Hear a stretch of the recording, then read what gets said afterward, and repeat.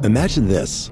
The best pasta sauce you have ever tasted sits abandoned on a plate. Wasted sauce. That is a tragedy. If only you had used Barilla al Bronzo pasta. Its bronze-cut texture holds your sauce and scoops up every last drop. The Italians call that scarpetta. Capture sauce the Italian way. Barilla al Bronzo. Click or tap the banner to find out more. Nos están dando gato por liebre, o sea que resulta que Pedro Sánchez le dice al secretario general de la OTAN que no vamos a subir al 5% la inversión y todas las miradas aplauden a Pedro Sánchez. Pero si estábamos discutiendo de si subirlo al 2 o no, 2 preguntas te vamos a responder. ¿Está España renunciando a su seguridad por no aumentar ese gasto militar? Te vamos a contar eso y también te vamos a responder si Sánchez es poco patriota o no, si lo son quienes cuestionan el gasto militar. Los oyentes de La Cafetera sostienen este programa. Hazte mecenas y únete ya a la resistencia cafetera. radiocable.com/mecenas. Aún recuerdo ese 31 de julio del 2018, cuando muy tristemente envié un mensaje de Twitter a Fernando diciendo que tenía que dejar de ser suscriptora, porque mis condiciones laborales habían cambiado y no podía hacer frente a la suscripción. Ahora, después de todos estos años, he podido volver a ser mecenas y esto, la verdad es que me hace muy feliz. Bueno, recuerdo con mucho cariño el mensaje directo que me envió Fernando. Y aquí estoy de vuelta. radiocable.com/mecenas. La Cafetera. Dirige Fernando Berlín. ¿Quieres un café? En el programa La Cafetera de Radio Cable. La ha entrevistado Fernando Berlín en La Cafetera. Mañana en La Cafetera de Radio Cable. Porque con las cosas que había dicho, que yo le oí la grabación del programa de Fernando Berlín. I didn't see Spain's comments. I'll make sure the president sees them, and I can assure you he wants to see all European countries pay their fair share and meet that 5% threshold. It's only fair considering the American taxpayers have given a significant... Probablemente el señor Sánchez sea el único primer ministro que se sienta a la mesa de la OTAN sin tener presupuesto, sin tener pues autorización de crédito adecuado para cumplir los compromisos de la OTAN, ¿no? El señor Sánchez tiene 2 problemas. El primero, que no tiene presupuesto, y da igual comprometer el 2 que el 3 o el 4, simplemente no tiene presupuesto. Y el segundo problema es que se ha gastado buena parte del presupuesto de forma ilegal y de forma corrupta, y esos 2 problemas son infranqueables. Por tanto, me preocupa mucho la reputación del primer ministro español cuando el resto de primeros ministros vean qué es lo que está pasando en España y observen que el interlocutor de España es un presidente sin presupuestos, sin mayoría y acosado por la corrupción. En la carta del presidente Sánchez al jefe de la OTAN, a Mark Rutte, que ya había dejado claro que el dinero que se van a gastar en armas va a salir de las pensiones y de los hospitales, hoy por primera vez, lleva negándolo muchos meses y hoy por primera vez el presidente Sánchez reconoce que el aumento de gasto militar va a implicar recortes y por tanto nosotras estamos aquí para defender lo primero, que el rearme es un gran robo a la ciudadanía, el dinero de las armas tiene que estar metido en escuelas, en hospitales, en pensiones, en los servicios públicos, en el estado de bienestar. Lo primero que quiero decir es que creo que hay un gran estado de shock en el electorado progresista y también en los socios del gobierno por lo que ha ocurrido, porque evidentemente, esto lo vengo diciendo en las últimas horas, las democracias se sustentan en una cosa muy, muy frágil, que es el hilo que une, de confianza, que une a los servidores públicos con la ciudadanía, y ese hilo en estos momentos pues está roto, hay una gran desconfianza con lo que está ocurriendo. Yo vengo de una organización pequeña, de una organización que es la que pone denuncias contra el Partido Popular. Yo soy de Izquierda Unida. Nosotros somos los que poníamos la querella Bárcenas y somos los que nos presentamos con el caso Taula. Ustedes son la organización política denunciada. No somos todos iguales. No lo somos. No somos todos iguales. Algunos venimos a hacer la política con decencia, señora Núñez, con mucha decencia. Y aunque vengamos de espacios pequeños, venimos de espacios dignos. Yo soy consciente de que lo que llevamos viendo en los últimos tiempos en nuestro país, viendo y viviendo, es profundamente frustrante, moralmente inaceptable y políticamente impresentable. La verdad es que hay centenares de páginas en los juzgados, conversaciones sórdidas con grabaciones que así lo atestiguan, mordidas a cambio de contratos públicos, negocios oscuros, familiares y amigas que no saben dónde está su puesto de trabajo. No vivimos en una dictadura comunista. Nadie quiere matar a la presidenta del Gobierno de la Comunidad de Madrid, aunque ella lo repita. Y desde luego yo en Madrid no he visto en mi vida patrullas vecinales. El problema es que mientras ustedes pierden tiempo con problemas inventados, los problemas reales no paran de crecer aunque usted no los conozca. El problema es que en la Comunidad de Madrid, en los barrios ricos, la esperanza de vida es 6 años superior a los barrios pobres. La renta media anual por hogar de los barrios ricos es de 70.000 euros, mientras que en los barrios más humildes nos llega a 23.000. Los centros de salud del sur de Madrid, por ejemplo, tienen menos personal y los tiempos de espera son más largos que en el norte, y el abandono escolar es el doble en Fuenlabrada o en Parla que en Majadahonda o en Boadilla, por ejemplo. He recibido la noticia de que el Tribunal Superior de Justicia de Madrid ha vuelto a dar la razón al Ministerio de Consumo y, por tanto, ha ordenado a Airbnb la retirada de los anuncios ilegales de pisos turísticos que le requerimos desde el Ministerio. Como saben, hace unas semanas este tribunal dictó un auto avalando las actuaciones del Ministerio y, por tanto, exigiendo a la plataforma que retirara esos anuncios ilegales. Airbnb presentó un recurso de reposición ante el mismo tribunal y hace apenas unos minutos he recibido la información de que han vuelto a perder. Hemos vuelto a ganar en los tribunales y, por tanto, Airbnb deberá proceder a la retirada inmediata de los anuncios ilegales. Son las 8:30 de la mañana. Las 7:30 en la Casa Museo de José Saramago, en Tías, Lanzarote.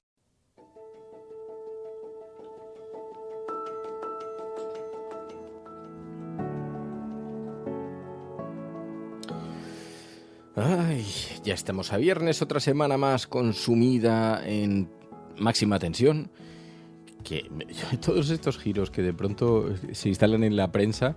Muy buenos días a todos, bienvenidos a La Cafetera, bienvenidos a este programa, a esta gran comunidad de oyentes. Hoy en un formato, sabéis, sensiblemente diferente, puesto que los viernes es el día en el que parte de los contenidos de este programa están preparados a fuego lento, mimados a lo largo de los últimos días. Es lo que conocemos como el café de puchero. Ya está el aroma de la taza del café invadiendo el estudio a esta hora. Todavía apenas está amaneciendo y cuando despertéis tendréis junto a la mesilla una taza de café humeante. Hijos de la cafeína, amantes del café, activistas de lo soluble, exploradores del aroma, muy buenos días. Estás escuchando La Cafetera. Y claro, a estas horas estaré yo pues sentado en los oscuros callejones de la corte madrileña, en los oscuros barrios bajos del periodismo, en las tertulias, donde las puñaladas traperas de proximidad llueven, pero por eso parte del programa tiene que quedar grabado. Sin embargo, hay una primera parte que esta mañana, cuando tú estás durmiendo todavía, estoy aquí sentado en el estudio con la taza de café, ya empieza a hacer un horroroso calor. Creo que hay además alarma para este fin de semana. Va a haber tormentas en buena parte de España y en otra parte de España mucho calor. Así que la EMET está que no para. Mucha precaución en ambas circunstancias, en ambas situaciones. Bueno, y lo que está todavía más tormentoso es el panorama político. Llevamos 48 horas de sorprendente tranquilidad, mientras que los silbidos en los oscuros callejones de la corte, mientras que la rumorología de la corte nos dice que algunos informes están a punto de ver la luz y pueden implicar abiertamente al gobierno, que pueden tener nuevas consecuencias políticas, incluidas las detenciones. Todo esto es rumorología de la corte, ya lo sabes. Pero mientras aguardamos a ver cuál es la próxima novedad en todo este vodevil español que estamos viviendo con la política interna, que si Cerdán, que si Ábalos, que si Koldo, que si Pedro Sánchez, que si el Canario, que si prostitutas, que a ver si hay algo ilegal, mientras todo Madrid especula en torno a esto, hay una aparente tranquilidad. Llevamos 48 horas, pero como en la película de los indios, como en las películas de los indios. Poca tranquilidad puede haber cuando hay tanto silencio. Así que, mientras esperamos que todo eso suceda, también la derecha parece de pronto haber cambiado de rol, y ayer Pedro Sánchez se destapó con una carta dirigida a la OTAN. España rechaza elevar al 5% el gasto militar en la OTAN como exige Donald Trump. La Casa Blanca respondió a Pedro Sánchez, preguntada por un periodista, que los países europeos deben cumplir ese objetivo que el presidente español ve contraproducente e incompatible con el estado de bienestar. Así que acepta el presidente del gobierno que, si invertir más dinero en armas, en gasto militar, tiene consecuencias para con las cuentas del estado de bienestar. Tampoco había que ser un lumbreras para darse cuenta de que si lo coges de un lado, lo quitas del otro. Y con esta noticia, Sánchez cambia el guión y se planta ante la OTAN por el gasto militar, como dice La Vanguardia. El presidente aparca la tormenta política y le dice a Mark Rutte que superar el 2% dañaría el estado de bienestar, mientras la Casa Blanca presiona. Es el titular de esta mañana con el que acompaña las portadas de numerosos periódicos y que nos sirve para hacer algunas reflexiones. En primer lugar, que claro, esto dice Pedro Sánchez, pero ya entonces es que hemos dado por hecho que lo vamos a subir al 2%. Porque la ironía de todo esto es que estábamos discutiendo subirlo al 2%. Después llegó el tío de la OTAN y dijo, no, va a ser al 5%. Y entonces ahora ya hemos aceptado como si el 2 fuera normal.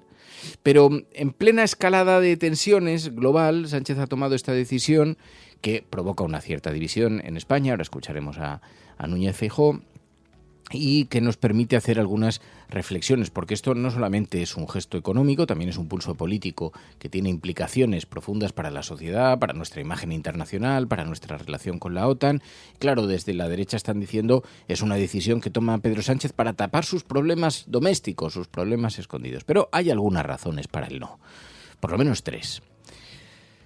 Priorizar lo social sobre lo militar. Lo ha señalado el propio presidente del gobierno. Y es que en un país con desigualdades, con recortes en servicios básicos, destinar miles de millones a defensa, a comprar armas, porque no nos engañemos, es a comprar armamento, a hacerlo a Estados Unidos, a hacerlo a Israel, pues esto es un desvío de recursos que deberían ir a la salud, a la educación, a la justicia social. En segundo lugar, se coloca la paz en primer lugar, porque la historia lo que nos ha enseñado es que más armas no garantizan seguridad, sino que avivan los conflictos. Así que España se sitúe en ese modelo de diplomacia, de cooperación internacional, pues es una buena noticia.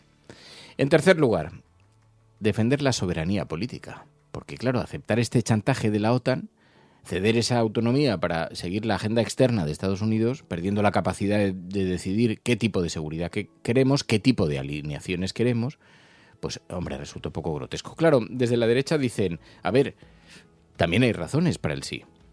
Hay que responder a las amenazas que son reales. Tenemos tensiones en el Mediterráneo, Europa está en alerta, España tiene que proteger a sus fronteras, tiene que proteger a su gente, y no solamente mirando hacia Ucrania, o hacia Rusia, hacia los fantasmas y los enemigos que nos dicen, también hacia Marruecos, hacia otros lugares. Aumentar nuestra posición táctica, dicen, nos puede proteger. También hay que cumplir compromisos internacionales, porque formar parte de la OTAN implica cooperación, responsabilidad, y hay que invertir en las alianzas estratégicas.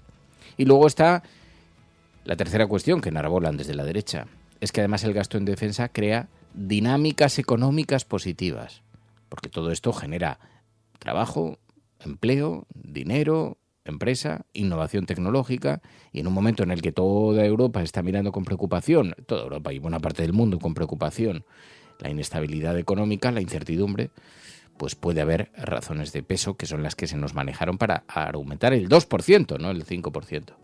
Así que, si le añadimos a que el mundo está polarizado, no ya España, que ya es la leche, pues la balanza nos toca a cada uno decidirla. Pero lo que sí que es verdad es que esto es una apuesta por una política exterior diferente, que no está exenta de riesgos, pero que es valiente políticamente y, bueno, que señala una España que prefiere el diálogo a la guerra. Y eso es encomiable. Aunque lo haya hecho Pedro Sánchez para centrar el foco de atención, ahora que además se acerca la cumbre de la OTAN, pero sobre todo para centrar el foco de atención en un asunto que no es el de sus problemas internos. Pero se puede decir, ¿es valiente Sánchez o es cobarde? Desde la derecha van a sostener que es un acto de cobardía.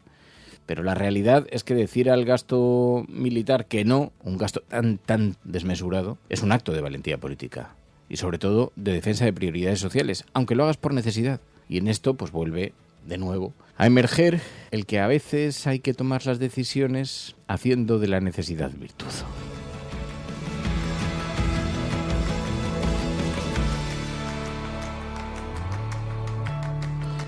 Así que no queda más que aplaudir esta decisión. Estás escuchando La Cafetera y si lo estás haciendo no estás sola. Los oyentes de La Cafetera sostienen este programa.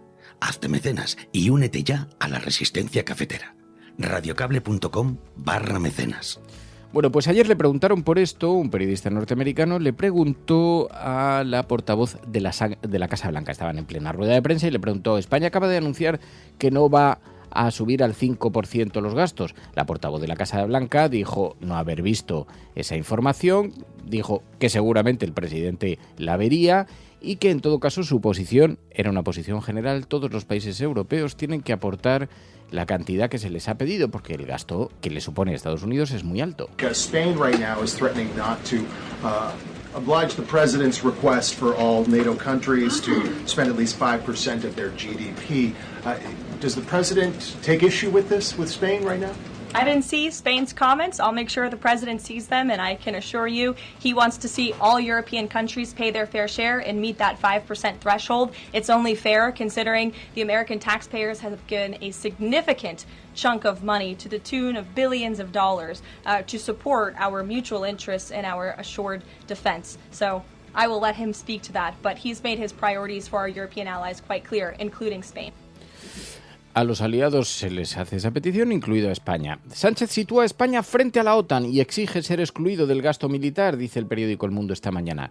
Comunica a Rutte que el 5% del PIB en defensa no es razonable, reclama que sea opcional y agita el antimilitarismo para unir a sus socios, y la Casa Blanca les recuerda que es prioritario. No es que se lo haya recordado la Casa Blanca, sino que ha dicho en términos generales, como habéis escuchado, que es prioritaria para la agenda del presidente que los aliados de la OTAN se comprometan a aumentar el gasto militar. Pero bueno, esta mañana, claro, lo que vemos es este asunto que centra en las informaciones y devuelve a una extraña normalidad del debate político interior, porque ahora estamos volviendo a hablar de esto cuando hace 2 días decían que la situación para el gobierno era insostenible. Bueno, parece que están todos como sonriendo, aunque sea a través de otros temas, y les brilla un colmillo porque creen que alguna información que en cualquier momento salpicará a Pedro Sánchez va a terminar con su gobierno. Pero en el mientras tanto, pues Feijóo decía: Sánchez no tiene presupuesto para la OTAN, y hacía un giro que me parece maravilloso. Escuchad.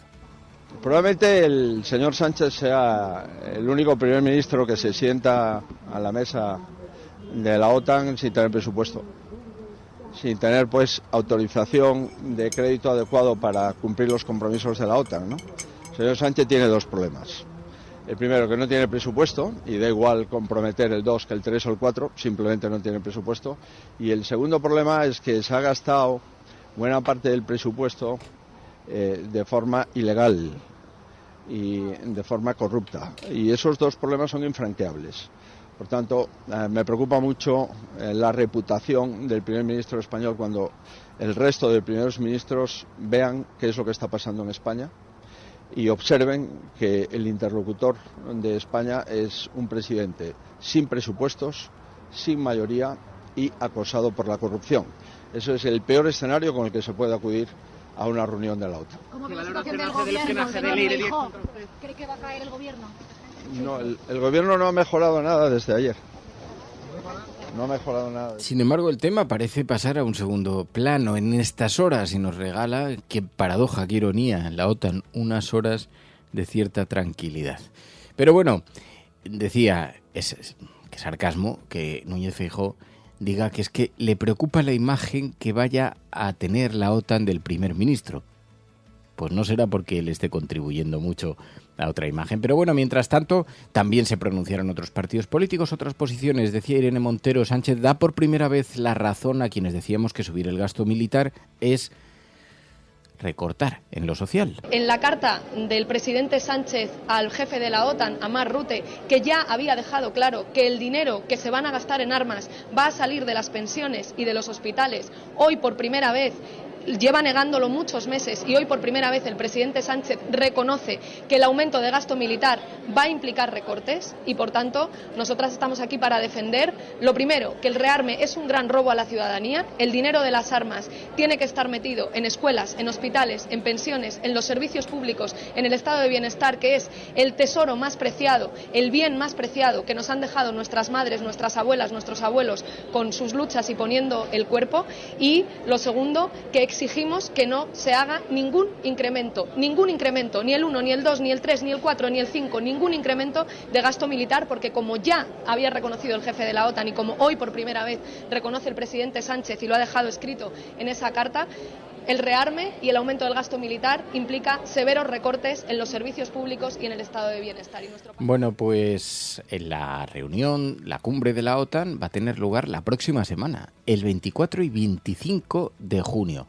Esto es el martes y miércoles. De manera que podemos esperar, vaya usted a saber, pero podemos esperar una cierta tranquilidad hasta que esto suceda, aunque algunos sectores desestabilizadores de la actualidad española piensan que Sánchez tiene que caer precisamente en esos días porque así la OTAN no va a consentir que un presidente salpicado por cuestiones de financiación o por cuestiones relativas a la corrupción pueda seguir al frente de España.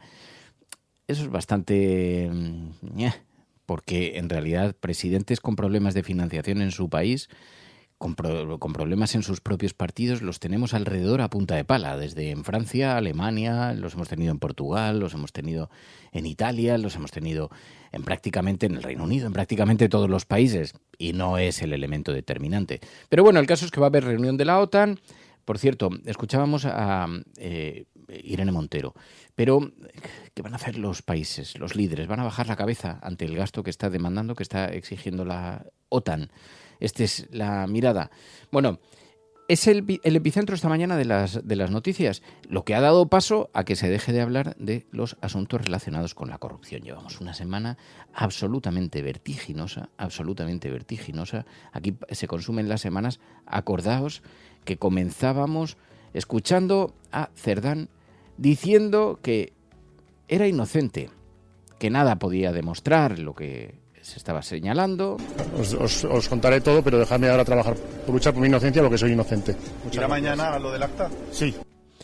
Devolvió finalmente su acta y, bueno, mantenía esa inocencia mientras provocaba un auténtico terremoto en la vida política, la vida para el Partido Socialista, que se pregunta cuál es el siguiente capítulo. En la derecha y la extrema derecha hay mucho rumor sobre lo que va a salir adelante y eso tiene al Partido Socialista en estado de shock, con mucha preocupación. Habrá detenciones, todo el mundo mira hacia el ministro canario, que ya había sido señalado por el propio Aldama. ¿Caerá? ¿Será detenido? ¿Puede aguantar un presidente de gobierno con un ministro detenido? Bueno, que le pregunten a Aznar cuál es el protocolo que hay que aplicar.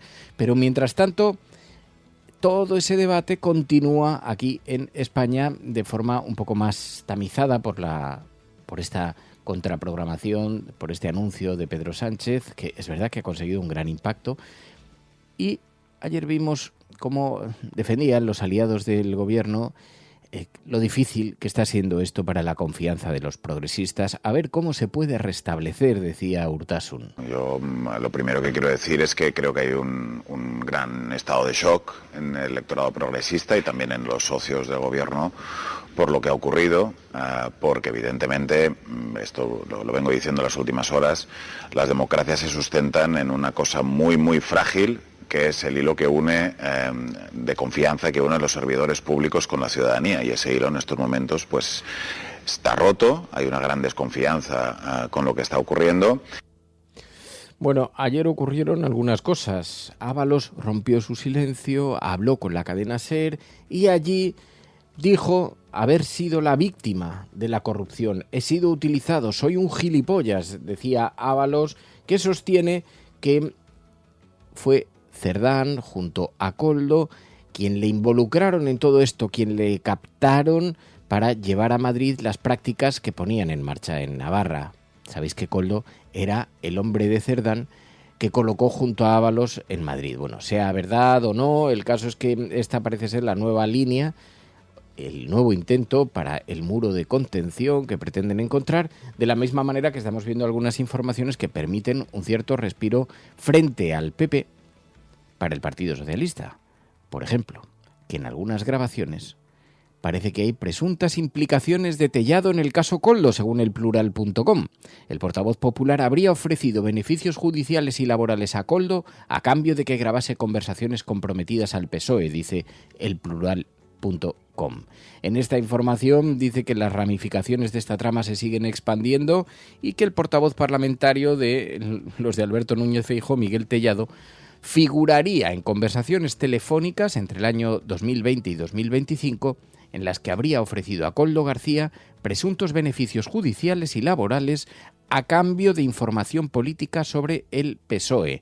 Cita a Diario Red, a un artículo de Patricia López, y ahora esto ha servido para que el Partido Socialista se agarre a eso diciendo, cuidado, a ver si el ventilador va a afectar a mucha más gente.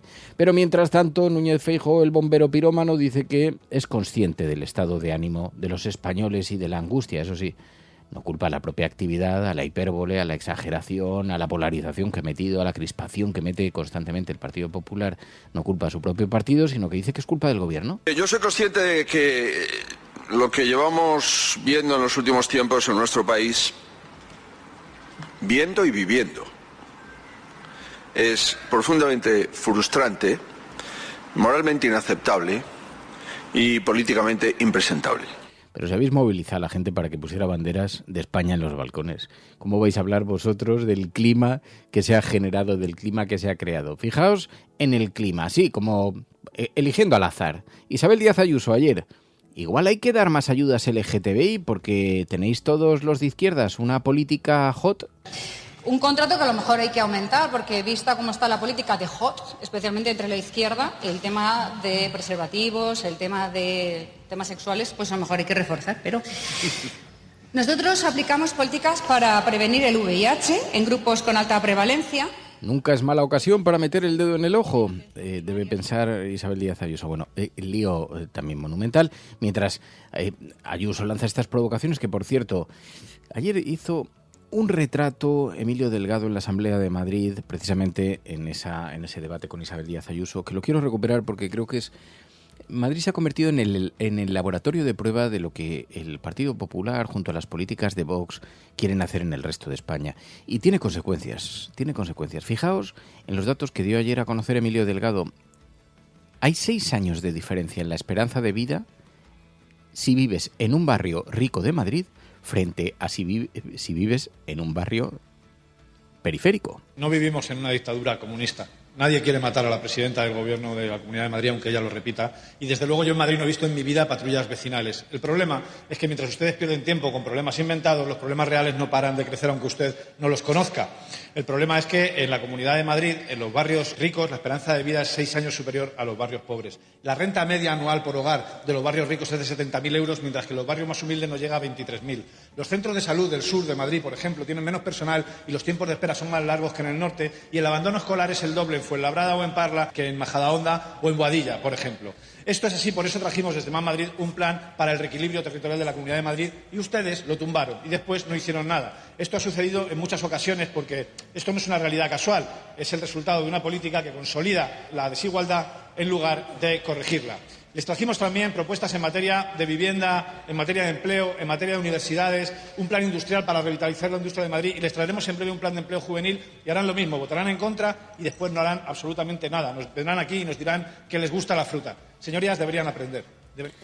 Bueno, pues debate en el Parlamento que, como digo, son de cuestiones que parecen accesorias, pero son capitales. Se hablaba de la vivienda, de los problemas de la vivienda y el Partido Popular prefiere mirar para otro lado. Me hace mucha gracia porque hoy en la portada del periódico El Mundo hay una noticia que dice: descarté enfermería en Madrid y Barcelona al no poder pagar el alquiler. Los estudiantes ante el drama de la vivienda. Que todos aquellos que están criticando las medidas contra el control de la vivienda turística, que están criticando las medidas para intentar frenar la especulación en el mercado de la vivienda, ahora, claro, ven que hay una parte de la población que está padeciendo todo esto y que podrían ser lectores de estos periódicos. Así que se pueden permitir en un editorial hacer una cosa y 2 páginas después decir la contraria. Pero mientras tanto denunciar lo que está sufriendo. Ayer ocurrió una cosa también. Ayer vimos cómo desde Consumo, Pablo Bustinduy presumía de una pequeña batalla ganada frente a Airbnb. Dice que van a tener que retirar los anuncios, a pesar de que Airbnb lo recurrió a la justicia. Han conseguido que tengan que retirar los anuncios de esas páginas porque la mayor parte de los anuncios infringen la normativa. La mayor parte de los alquileres de esas viviendas turísticas. He recibido la noticia de que el Tribunal Superior de Justicia de Madrid ha vuelto a dar la razón al Ministerio de Consumo y, por tanto, ha ordenado a Airbnb la retirada de los anuncios ilegales de pisos turísticos que le requerimos desde el Ministerio. Como saben, hace unas semanas este tribunal dictó un auto avalando las actuaciones del Ministerio y, por tanto, exigiendo a la plataforma que retirara esos anuncios ilegales. Bueno, vamos a hablar enseguida también de vivienda, en plata o plomo, porque vamos a hablar de un documental maravilloso que estoy absolutamente convencido de que va a conectar muy bien con la audiencia, especialmente con nuestra audiencia andaluza. Yo sé que a Asun, sé que a Mamen, sé que os va a gustar, aunque seguramente ya lo conozcáis. Ellas en la ciudad. Ellas en la ciudad. Está en Movistar. Este documental nos habla de los años 70, de cómo crecieron los barrios periféricos en las grandes ciudades del sur de España, en Sevilla, cómo crecieron esos barrios periféricos y cómo cambió la ciudad por la presencia de las mujeres, cómo afectó a la presencia de las mujeres todos estos cambios de los barrios periféricos, de lo que sucede en las ciudades, en el urbanismo, por las necesidades de las mujeres. Lo ha dirigido Reyes Gallegos, que es arquitecta, urbanista, y vamos a hablar de este documental porque los barrios periféricos de Sevilla, desde los años 70 a nuestros días, han crecido de manera extraordinaria, pero algunos de ellos crecían sin servicios, lo que obligaba a las mujeres a tener que caminar durante horas con un carrito de la compra para poder ir a un supermercado. ¿Cómo ha cambiado todo eso? Y también cómo nos ha obligado a repensar las ciudades. Porque es verdad que había aproximaciones desde la mirada de las mujeres, de la cuestión cultural, y nos genera bastante empatía, pero sobre todo nos permite reflexionar cómo, de alguna manera, las ciudades están condicionadas por una mirada masculina, o han estado condicionadas, su crecimiento, por una mirada muy masculina, y cómo esa mirada de las mujeres cambia también no solo las infraestructuras, los espacios. Además, las mujeres se enfrentaban a ciertos riesgos, a ciertas exclusiones que se suelen ignorar, y todo esto nos hace más conscientes, más responsables de nuestras ciudades, porque tiene perspectiva de género. El diseño y la gestión de la ciudad, el diseño y la gestión urbana. Vamos a hablarlo porque es una conversación súper interesante y sobre todo porque nos permite ver ese documental que además está maravillosamente bien rodado, que va a conectar muy bien con la audiencia de La Cafetera porque tiene un tiempo sosegado, pausado, reflexivo, como le gusta a los oyentes de este programa. Ellas en la ciudad, en Movistar. Vamos a conversar ahora enseguida sobre este documental. Pero bueno, también vamos a ver toda esta cuestión de cómo afecta la corrupción al gobierno de Sánchez y también en la mirada internacional, ahora que se espera la gran cumbre de la OTAN el próximo 24 y 25 de junio, de qué manera la prensa internacional está señalando la mirada de nuestro país sobre la corrupción con todo este caso que ha estallado a lo largo de los días y que ya está empezando a salpicar las páginas de los periódicos. Vamos a hablar enseguida con Pilar de la Peña y vamos a analizar qué imagen ha proyectado nuestro país en los últimos días en toda esta materia. Pero la gran noticia del día, insisto, es este asunto del gasto militar. Sánchez frente a la OTAN. Comunica a Rutte que el 5% del PIB en defensa no es razonable. Reclama que sea opcional. Enfrentamiento con la Casa Blanca, con Donald Trump, con Estados Unidos. Muchas razones para el no, algunas razones para el sí, pero ¿está España renunciando a su seguridad por no aumentar el gasto militar del 5%? Esa es la gran pregunta. ¿Se renuncia a algo? No necesariamente, en realidad, porque además la seguridad no se garantiza solamente con armas, sino con estabilidad interna, con cooperación internacional, con inversión en desarrollo humano, claro, estabilidad interna, vamos a ver. pero ¿está realmente plantando cara a las presiones de la OTAN? Bueno, también está reconociendo las limitaciones económicas de nuestro país. Intentando equilibrar esas responsabilidades, las prioridades en este contexto que es difícil. Ahora, tendrá consecuencias. De momento ya hemos aceptado que el 2% nos lo comemos con patatas. Pero también hay mucha trampa en esto.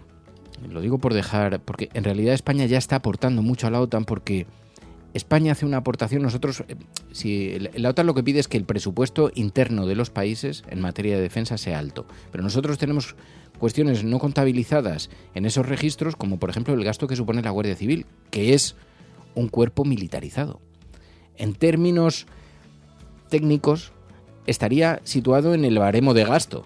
Así que estaríamos seguramente muy por delante, muy por encima de lo que supone el 2%. Si a eso le añades que nosotros aportamos menos capital en industria armamentística, pero aportamos mucho en capital humano, en el envío de soldados, etcétera, etcétera, esto se contabiliza de forma diferente. En conclusión, que nosotros ya estamos gastando mucho más dinero de lo que nos debería corresponder por peso de país, por tamaño de país, y mucho más dinero del contabilizado de ese 2%.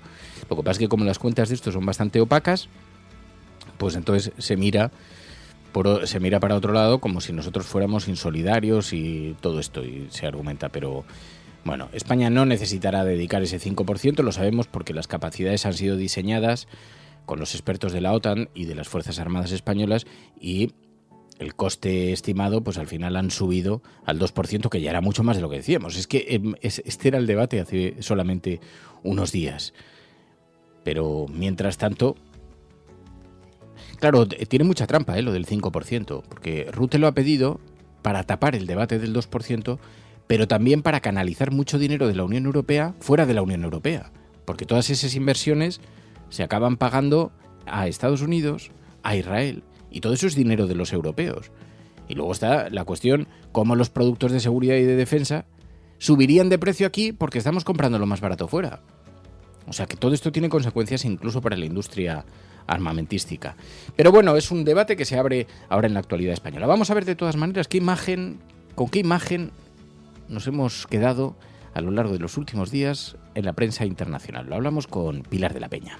Programas de radio, de televisión en España, la prensa burlándose de nuestra propuesta. Podrán decir todos los periódicos del mundo lo que quieran. Que a democracia va a ganar. En España, el ex vicepresidente del gobierno... En España finaliza el recuento de votos en los comicios municipales y autonómicos con una participación del 64%. Rodrigo Rato is under investigation. Dejaré lo mejor de mí, para poder estar a la altura de la confianza que ustedes me han entregado.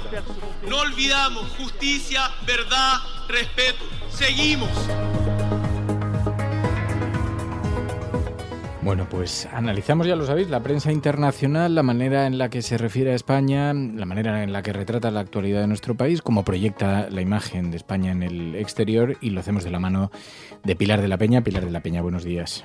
Hola, buenos días. Claro, la semana ha sido una semana de infarto que tiene al Partido Socialista en una situación de máxima tensión, casi diría de caos técnico, de bloqueo total, ante la preocupación de que aparezcan nuevas revelaciones sobre el caso Ábalos. Decíamos la semana pasada que estaba teniendo una repercusión relativa porque los hechos se habían precipitado en muy pocas horas, pero claro, sospecho que esto ya está cambiando y que ahora sí va atrayendo más la atención de los medios de comunicación internacionales, ¿no? Sí, la verdad es que una vez que compareció Pedro Sánchez, que no se limitaba simplemente al informe de la UCO, sino que hubo una reacción por parte del presidente del gobierno, que se le vio además particularmente afectado, señalado en una situación un poco crítica. Ya buena parte de la prensa internacional, porque esto afecta a la estabilidad del gobierno, se ha hecho eco, han empezado a dar los detalles, y realmente a lo largo de toda esta semana, tanto, ya te digo, algunos detalles del informe como algunas de las grabaciones, la reacción de Pedro Sánchez pidiendo perdón, incluso las medidas que ha ido adoptando o anunciando, las medidas internas de respuesta al PSOE a las dudas y a los escándalos, las críticas de la oposición, lógicamente también han tenido mucho eco. Y también la sesión parlamentaria en el Congreso, en el que hubo enfrentamientos y hubo algunos medios señalaban que había sido bastante caótica por el y tú más que se había instalado. Así que toda esta semana han seguido con bastante detalle todo lo que ha sucedido en España en torno a estas denuncias de corrupción que afectan de forma cada vez más clara y de forma cada vez más grave. El Mont, por ejemplo, decía el núcleo duro que llevó a Sánchez al poder, ¿no? Y recordaba que que tanto Santos Cerdán como José Luis Ábalos, los dos, digamos, destacados dirigentes socialistas que han quedado más tocados y más involucrados por el informe de la OCU y por las grabaciones y por todo lo que se ha ido conociendo, pues eran muy cercanos a Pedro Sánchez. Otros medios internacionales como Libération, por ejemplo, también otro diario francés, señalaba que realmente esta crisis, para alguien que había resistido todas las tormentas como Pedro Sánchez como hasta ahora, pues está siendo realmente un caso complicado, ¿no? Incluso colocaban al gobierno al borde del precipicio. Esa es un poquito la sensación que dan muchos medios internacionales, ¿no? Que esta es Süddeutsche Zeitung, el diario alemán, por ejemplo, esta es la mayor crisis que el gobierno había afrontado hasta ahora, y por ejemplo explicaba que en la comparecencia de hace unos días pocas veces se había visto a Pedro Sánchez tan abatido, ¿no? Incluso destacaba que pidió perdón, pero señalaba que todo lo que se ha ido conociendo, y en concreto pues la cercanía con Santos Cerdán y con José Luis Ábalos, estaba siendo puro veneno y estaba alimentando las dudas en torno al gobierno, incluso entre los socios de izquierda del gobierno.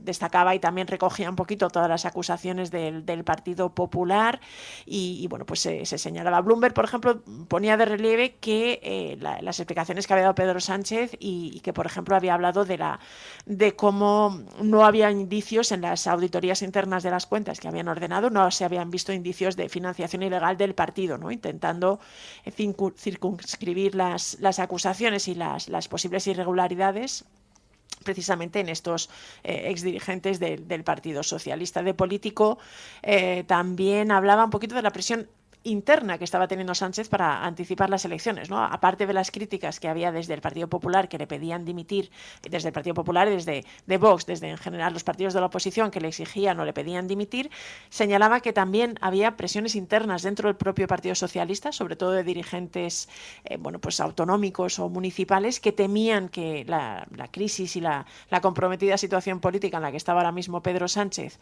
pudiera tener luego impacto electoral en sus perspectivas de cara a las municipales y a las autonómicas de 2027, y también ha habido, lógicamente, otro, porque quizá de todos estos diarios y todos estos informes y reportajes que se han hecho sobre Pedro Sánchez, uno de los que más ha llamado la atención era un editorial en este caso, pero fue el de diario británico The Times, ¿no? Porque además se titulaba Don Teflón, y desde el editorial pues se mostraba muy duro con respecto a la figura de Pedro Sánchez, ¿no? Incluso decía algo así como que la fiesta había terminado para él, que era curioso porque decía, es tiempo de que gobierne o diga adiós. Pero repasaba un poquito cómo, a pesar de que el presidente español había sido apoyado don Teflón por la capacidad para mantener su reputación impermeable a los escándalos y a las denuncias, señalaba que en este caso concreto había quedado en una situación complicada y que involucra además a su círculo más íntimo. Sí, había un par de frases bastante duras en el editorial de The Times, como que los españoles se merecían algo mejor, que a pesar de que Sánchez había luego reaccionado, primero pidiendo perdón, pero posteriormente señalando y acusando a la oposición conservadora de estar detrás de un poquito de estas filtraciones y de estos escándalos de corrupción, decía que con esto Pedro Sánchez intentaba, por un lado, desviar la atención de sus propios tropiezos y por otro, presentar la alternativa del Partido Popular con Vox, con la extrema derecha, pues como el enemigo y como algo así como el hombre del saco, pero consideraba que todo esto no era el camino para gobernar, para tener un gobierno con principios, y en este sentido el editorial era bastante duro. Claro, la cuestión además es que todo esto tiene consecuencias sobre la mirada que tiene la ciudadanía sobre la política, la desafección, y también cómo esto está impulsando a la extrema derecha. Decía de Político que son una bendición para la extrema derecha de Vox, ¿no? Todas estas polémicas.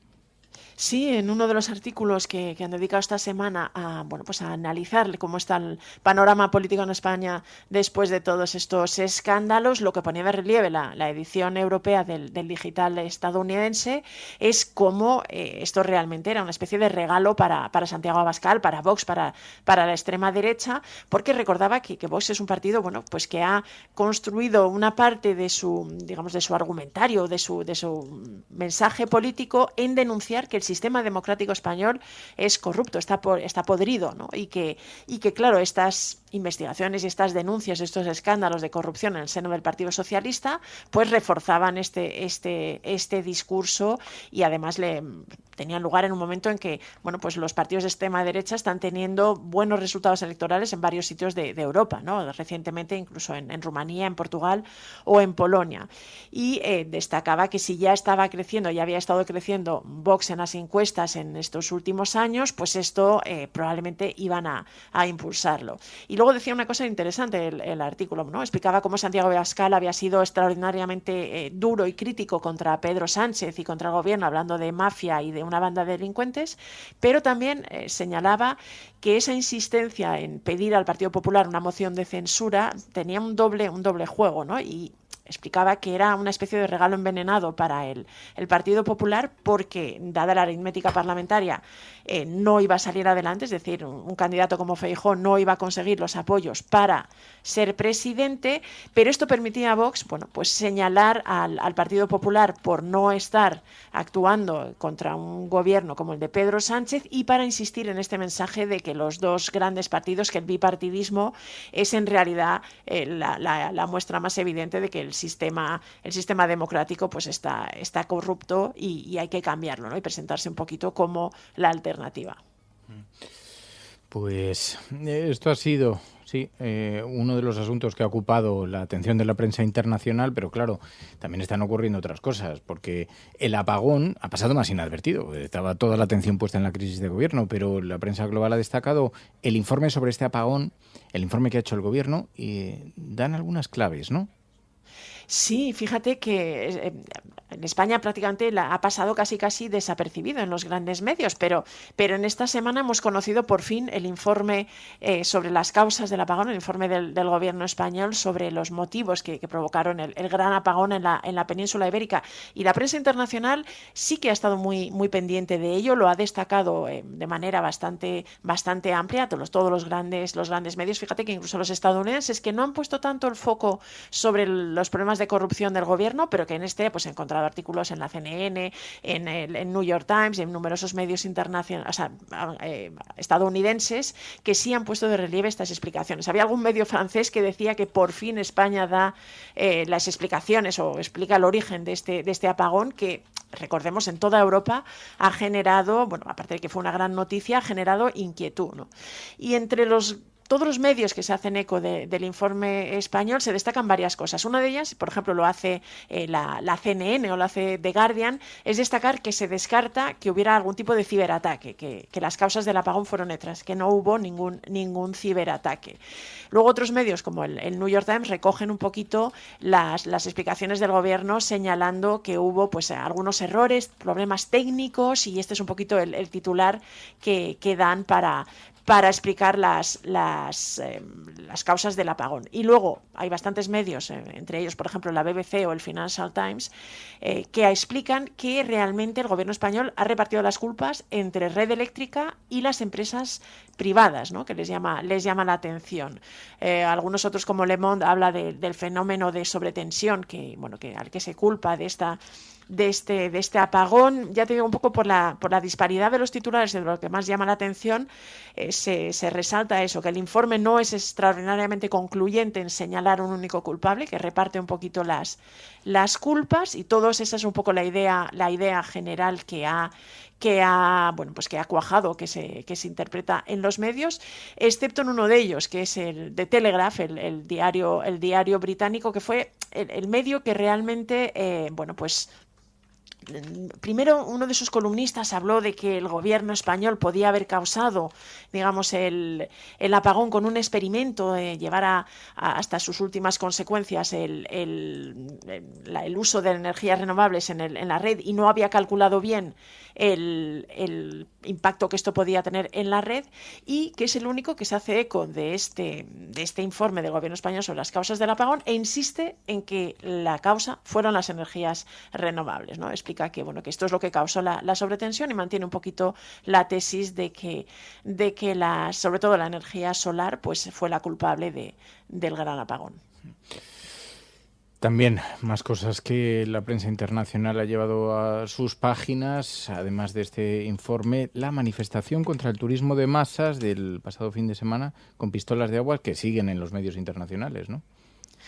Sí, la verdad es que esta imagen que han usado en numerosas ciudades, pues de disparar con pistolas de agua a los turistas, un poco para señalar o para protestar o para denunciar esta situación insostenible que para muchos ciudadanos supone el turismo de masas, y tanto a nivel de vivienda como incluso de saturación de sus calles o de sus pueblos, pues de cara a la temporada turística ha tenido un enorme eco en medios de todo el planeta, desde la CBS, la BBC, New York Times, The Telegraph, el Washington Post.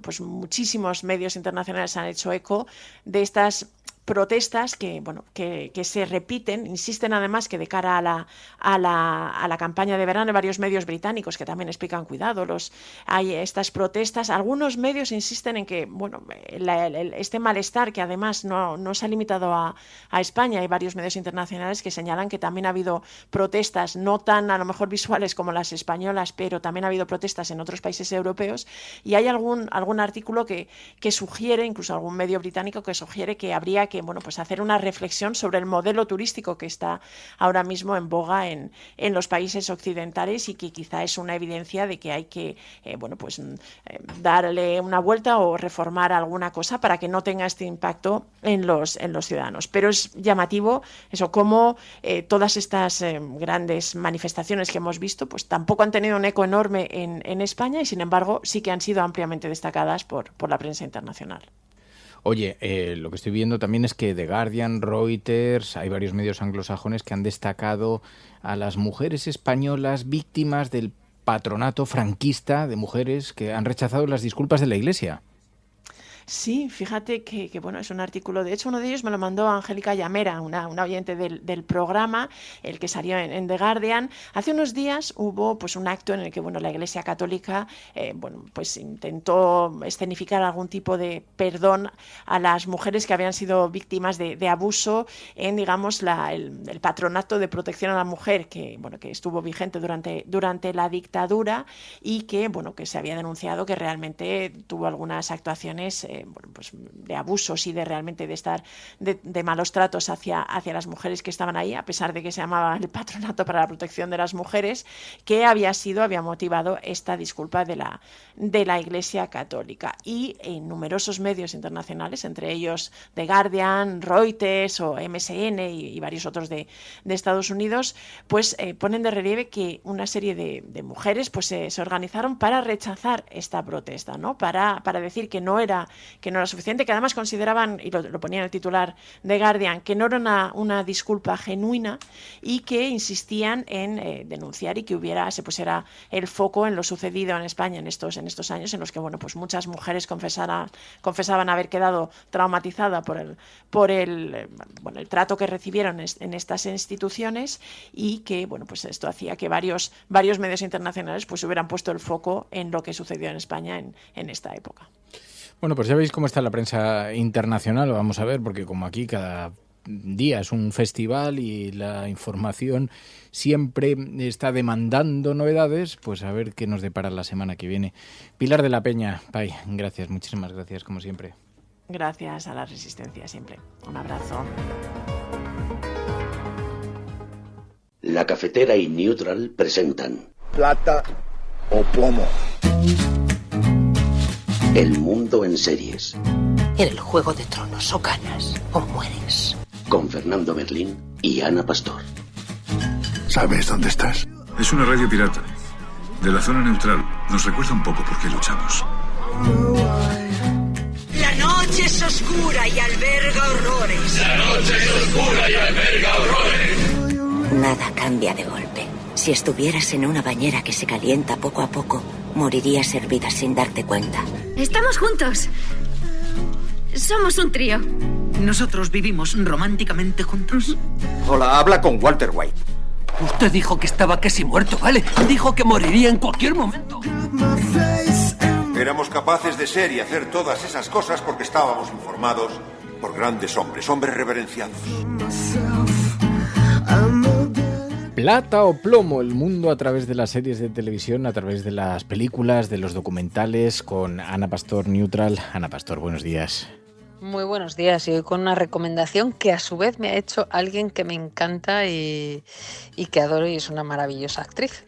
Bueno, es un documental del que vamos a hablar hoy en Movistar, Ellas en la ciudad, un documental dirigido por una arquitecta, por una urbanista, Reyes Gallegos, que retrata los barrios, la vida de los barrios periféricos a través de la mirada de las mujeres de los barrios periféricos de Sevilla que fueron construidos en los años 70. Entonces elige una serie de testimonios, la verdad, muy interesante, un retrato así muy antropológico, muy social de esa España, de la España periférica, también de la difícil batalla de cómo han crecido todos estos barrios, ¿no? Sí, a mí me recomendó este docu, que no conocía, la verdad, de su existencia, está en Movistar, Verónica Sánchez, la actriz, que por cierto tenemos, Fer, que invitarla un día porque es una maravilla de mujer. Yo no recordaba que era de Sevilla, es verdad que ella, además de un premio Goya a Mejor Interpretación, nominaciones, Goyas, tiene 2 nominaciones, tiene una carrera extensísima y bueno, la hemos visto en un montón de series, es verdad que todo el mundo la conoce por Los Serrano, pero tiene muchísimos más papeles. Bueno, pues ella me recomendó este documental porque es de Sevilla.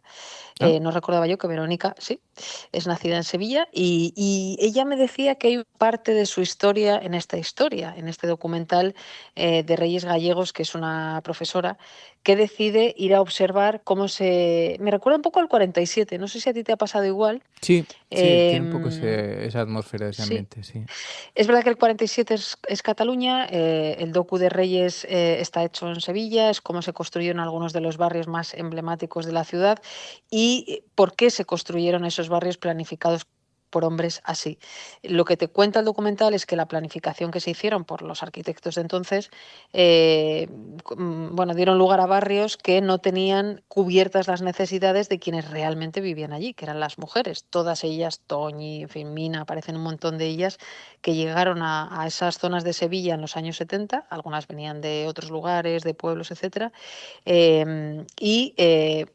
es muy bonito ver cómo por el grafismo que van añadiendo, no sé si te has fijado, pues por ejemplo, el supermercado. Pusieron supermercados a 6 kilómetros. Imagínate esas mujeres, ¿verdad? Cómo se las ve con el carro, teniendo que caminar 6 kilómetros para ir a comprar, pues desde el pan hasta cualquier otra cosa, ¿no?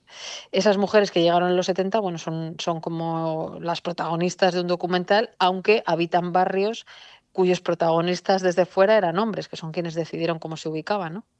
Claro, por eso es muy interesante que la directora, una arquitecta urbanista, reflexione sobre la mirada de las mujeres en las ciudades, ¿no? Que claro, es más que un documental sobre mujeres en realidad, porque explica un poquito cómo afrontan los problemas urbanos, cómo eso afecta a las mujeres desde la inseguridad, la falta de espacios públicos seguros. Es una manera también un poquito yo lo estaba pensando, lo estaba viendo y pensaba en cómo deberíamos replantearnos las ciudades, ¿no? Cómo han sido siempre ajenas a la mirada de las necesidades y un poco de la cultura femenina.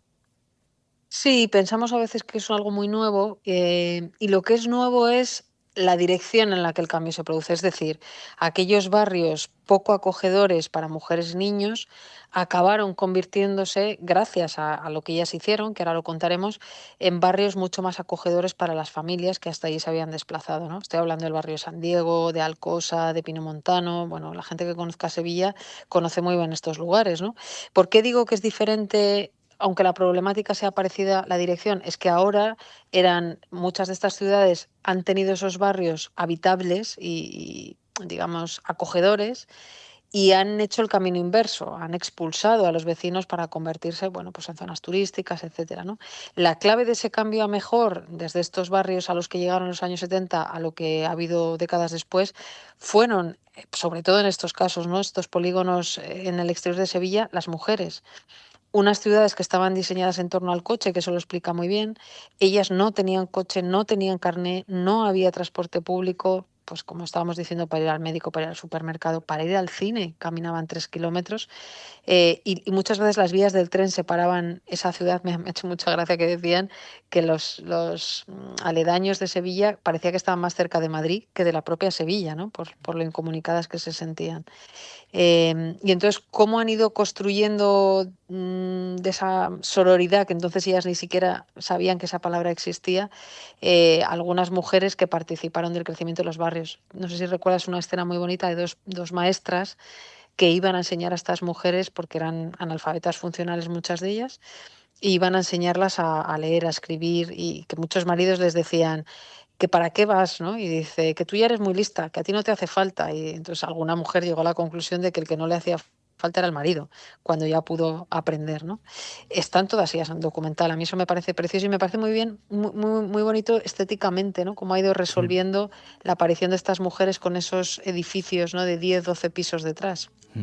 El propio documental es muy interesante esto porque, claro, es un ritmo que yo creo que para los oyentes de este espacio va a conectar perfectamente, porque el ritmo del documental es pausado, es reflexivo, te invita un poquito a pensar cómo las ciudades, las necesidades que tenemos quienes vivimos en las ciudades y cómo la mirada de las mujeres ha estado ajena hasta hace muy poco tiempo. Pero fíjate, esto me he acordado precisamente de que cuando en un pueblecito de Aragón fue nombrada una mujer alcaldesa y una de las primeras medidas que tomó fue llenar el pueblo de flores. En aquel momento aquello provocó muchas burlas hasta que empezaron a darse cuenta de cómo cambiaba un montón de pequeñas rutinas. Primero, que había amabilizado el pueblo enormemente, o sea, la imagen hostil de dureza, del frío Aragón, de las calles vacías, se habían llenado de color. Y luego, como segunda medida, colocó barandillas para que las mujeres mayores que caminaban por las calles pudieran ir agarradas. Y fíjate que son dos cuestiones aparentemente pues que no están en la agenda, digamos, como de prioridades, y sin embargo, cómo cambian las rutinas en un pueblo. Y estaba viendo este documental y decía, es verdad que la gestión urbana, como las cuestiones de género, además que mejoran la calidad de vida de toda la población, no solamente de las mujeres, o sea, transforman completamente, pero también para los hombres, ¿no? Y además hace una cosa muy buena que yo creo que es fácil, no sé si a ti te ha pasado, reconectar, bueno, tú conoces bien la España vaciada, reconectar con algunas cosas que suceden muy en el sur, pero no solo. Pues, por ejemplo, estar a la fresca, ¿no? Esas escenas tan bonitas que retrata el documental de las vecinas por la tarde sentadas con las sillas fuera, ¿no?, en esos barrios de Sevilla. Cuando se juntaban, qué tipo de conversaciones. Me gusta mucho cómo juega la directora con una banda sonora excelente. Yo soy muy fan de este tipo de música, de ese rock como andaluz, Elena Córdoba, Carmen Sía, Carolina Treboada. Y además los sonidos ambientes, es decir, tú las estás viendo esperar el autobús o cruzar con el carrito y estás oyendo las conversaciones de ¿qué tal? ¿Has podido dormir? Es que tengo las piernas muy hinchadas, ¿no? Entonces, a mí me ayuda a reconectar mucho, yo no soy del sur, pero mi madre es de La Mancha, con esa generación de mujeres de tobillos hinchados por el calor, por estar muchas horas de pie, por encargarse de todo. Y creo que aunque es un documental muy sevillano y muy andaluz, tiene esa transversalidad de historias muy reales, ¿no?, de mujeres muy de nuestro país y probablemente de muchos otros. Sí, pero es muy emotivo. Lo del sonido, fíjate, me ha llamado mucho la atención también. Es verdad que combina las imágenes, las fotografías y luego tiene el sonido es como muy emotivo y te mantiene muy atrapado, a pesar de, como digo, de que el ritmo es pausado, es reflexivo y bueno, te invita a observarlo de manera bastante sosegada. Es un contratiempo, ¿verdad?, en este mundo de poner la velocidad rápida en los audios, esto como que te invita. Me ha gustado porque podríamos decir lento y tú has dicho pausado, que me parece más acertado, y lo combina muy bien con un archivo familiar de muchas de ellas, de este grupo de mujeres de Super 8, ¿no? Entiendo que eso sería Super 8 porque son los 70, claro, los 80. Seguro, sí. Que también permite, probablemente a la gente más joven no, pero a nosotros sí, nos permite mucho reconectar con nuestra infancia o con la juventud de nuestras madres, ¿no? Esas fotos en las que ellas salían Hay una que me encanta que cuenta que el sueño de su vida era tener una terraza. Entonces salen las fotos de cómo llegaron a ese piso y ella llegó a la terraza con su niño de 2 o 3 años en brazos y se asomó y decía: ¿pero qué pasa aquí? Que es que se ha muerto todo el mundo, yo me asomaba y no había nadie. Claro, ella venía de trabajar de no sé dónde, me parece que de Alemania, y entonces se va allí, se casa y de repente llega a un barrio en el que no hay nadie. Te asomabas y no había nadie. Y luego hubo mujeres que allí son conocidas, Guillermina Elías Mina, que consiguió fundar el primer jardín de infancia para que todos esos niños de esa generación convivieran, ¿no? Y se formaran un poco juntos. Así que, bueno, yo creo que es una joyita que hay que ver, hay que recomendar, y que Reyes Gallegos es todo un descubrimiento. Ella ha trabajado mucho para el equipo que ha hecho muchas cosas en cine en Sevilla y que se ha llevado varios premios Goyas como Rafael, y que La Isla Mínima, etcétera. Pues Alberto Rodríguez, todo este grupo como de audiovisual andaluz, que creo que todavía tiene muchísimo recorrido y que ya están haciendo muchas cosas maravillosas. Pues muy interesante la propuesta de esta semana. Ellas en la ciudad. Ana Pastor, Neutral, gracias. Gracias a ti y a Verónica Sánchez, que me lo ha recomendado. Plata o plomo. El mundo en series. En el Juego de Tronos, o ganas o mueres. Con Fernando Berlín y Ana Pastor. ¿Sabes dónde estás? Es una radio pirata. De la zona neutral. Nos recuerda un poco por qué luchamos. Radiocable.com/mecenas. Bueno, pues es tiempo ya para la lectura y esta semana vamos a hablar de las redes. Hemos pasado... Clara Nuño, muy buenos días.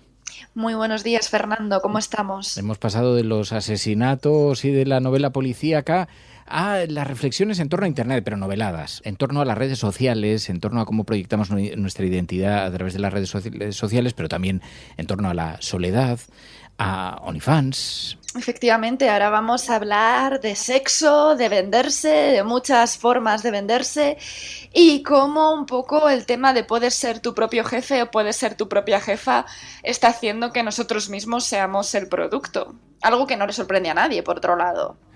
Así que vamos a conversar de una novela de Aarón Sáez, la novela Solo para fans. Sí. De hecho, es una novela muy interesante en la que explora la idea de una chica joven que malvive en un piso de alquiler en Madrid, que es carísimo, y decide abrirse un OnlyFans para sacarse unas perrillas. Y es muy interesante porque Aarón Sáez reflexiona un poco sobre cómo siempre las mujeres, cuando las pasan mal, acaban cayendo hacia el mismo lado, a pesar de todos los avances tecnológicos que tengamos. Además, otra cosa muy interesante sobre nuestro autor es que también es músico, es compositor, es el letrista de Barry Brava, y alterna un poco la escritura musical con la escritura literaria en una novela que no te va a dejar indiferente. Pues conversamos con su autor, conversamos con Aarón Sáez. Los oyentes de La Cafetera sostienen este programa. Hazte mecenas y únete ya a la resistencia cafetera. Radiocable.com/mecenas. Solo para fans. Aarón Sáez, muy buenos días. Muy buenas, ¿qué tal? Bueno, muchísimas gracias en primer lugar por atendernos, Aarón. Oye, haznos una aproximación al libro, haznos una sinopsis. Bueno, si tuviera que contar un poquito cómo es la historia de una chica que por circunstancias decide acceder a una de estas páginas de contenido para adultos por suscripción, en este caso OnlyFans y similares, y que lo que cuenta es un poco esa circunstancia que nos hemos dado en la sociedad para que existan este tipo de páginas y cómo pues, las circunstancias llevan a tomar esas decisiones a la protagonista. Claro, lo que nos parecía muy interesante, nos decía Clara, nos va a permitir reflexionar un poco sobre cómo ha cambiado la marca personal, el consumo del cuerpo, cómo las redes nos han metido en este universo, más allá de la historia, que es muy recomendable para que la lean los oyentes del programa, pero supongo que esto te ha obligado también a meterte en ese universo, a reflexionar sobre esto, a comprender un poquito estas dinámicas, ¿no? Sí, sobre todo creo que empecé a escribir la novela también porque me parecía muy importante, a veces cuando estas conversaciones salían con amigos y con gente charlando sobre OnlyFans y sobre este tipo de páginas, había siempre como un seco muy rápido de decir, esas chicas que hacen ahí en vez de estar estudiando, de estar trabajando, y hay siempre como un juicio sobre la mujer, que creía que era interesante darle la vuelta y entender que estas páginas también están por el deseo hackeado que tenemos los hombres, por el deseo mediado por las redes sociales y por un sistema en el que vivimos, que es el de esta exposición y de este objetivizar siempre nuestros cuerpos e incluso nuestros trabajos en redes, y que nos lleva a este tipo de prácticas, este tipo de sensaciones y que las vemos de una manera tan normal. Entonces, bueno, un poco poner el dedo sobre eso. ¿Has tenido que bucear en estas herramientas y conocer un poco también el funcionamiento y las dinámicas? Sobre todo, estuve mucho tiempo leyendo entrevistas de chicas que habían estado en OnlyFans y similares de varios países. Y luego también estuve mucho tiempo haciendo una cosa que me parecía muy interesante, que era simplemente leer los chats en los que los hombres le escriben a las mujeres que están haciendo OnlyFans. Creo que ahí había, más allá de tener que ver muchas de esas prácticas y muchas de esas cosas que hacen que el libro, bueno, pues que tenga realismo también y que a veces sea incómodo, pero también me parecía que era importante contar las cosas con crudeza para que se vieran las cosas tal y como son. Lo que más tiempo me llevó y lo que más me costaba hacer, sinceramente, era ver cómo la gente en los chats habla con las chicas y cómo las interpela y cómo gestiona esa sensación con ellas, esa relación con ellas. Me parecía muy duro, pero me parece también importante conocerlo. Bueno, nuestra relación a través del fenómeno de nuestra relación con las redes sociales, a través de todas estas páginas. Me gusta mucho que menciones un poco las redes sociales y hablar un poco de la intimidad y el amor o el deseo atravesado por estas y por las aplicaciones, porque por un lado tenemos las que buscan ligar de una manera más suave como Tinder o Bumble y por otro lado las hay más agresivas como Grindr y luego ya llegamos a OnlyFans. ¿Crees que han cambiado un poco la forma en la que nos relacionamos sexoafectivamente? ¿Cómo lo ves después de este viaje? Creo que ha cambiado mucho y además que no somos conscientes. Ayer en una charla en Madrid estaba hablando con un compañero y me preguntaba si mi forma de ver eso había cambiado y yo he descubierto muchas cosas a la hora de escribir este libro. He descubierto muchas cosas que tenía interiorizadas y que no me daba cuenta de cómo consumimos, de qué vemos, de qué nos atrae, de qué tenemos en nuestras redes sociales. Y creo que ha cambiado mucho, pero porque también ha cambiado mucho la visión que nos han dado de nosotros mismos como objeto de venta. Seamos músicos o seamos fontaneros, o sea, tengamos un bar, tenemos que aprender a vendernos, tenemos que aprender a estar como un objeto que se vende y que se subasta al mejor postor y a los mejores likes, y eso ha hecho también que nuestro cuerpo y nuestra sexualidad forme parte de eso. No aparece de repente por arte de magia una página como OnlyFans, aparece porque socialmente estamos llevando a un sitio en el que nos estamos convirtiendo en objetos a todos los niveles. Entras también en el capítulo de la soledad. Sin duda. Eso también tiene que ver, incluso hay una cosa muy curiosa y es cómo también nos venden lo de la experiencia, ¿no? Entonces, muchas veces para esta gente que entra en los chats y que ve a esas chicas, hay una especie de juego casi de conquista, porque la chica te habla, al final la chica está contigo, al final la chica te hace de alguna forma compañía, ¿no? Es capaz incluso con los tokens y con ciertos juguetes sexuales de hacer vibrar con tu dinero las cosas dentro de la propia chica. O sea, la carnalidad es hasta ese nivel. Y eso al final es un reflejo de la soledad y de como pasa con la prostitución o como pasa con otro tipo de contenidos y que lo que están buscando es compañía y es sentirse realizado de alguna forma, esa experiencia de la conquista. De alguna manera tampoco se juzga, porque aunque resulta algo incómodo, pero hay una línea ahí entre la intimidad, la exposición. He visto que te hacían reflexionar sobre esto en alguna entrevista. ¿Cómo se incomoda sin juzgar? ¿Sabes qué pasa? Es que al final creo que si juzgamos de entrada a las personas estamos cometiendo el error de no pensarlo más de 2 segundos, ¿no? De decir, de ese primer input que a lo mejor es el que me hace empezar a pensar en esta novela, ¿no? De por qué las chicas hacen esto.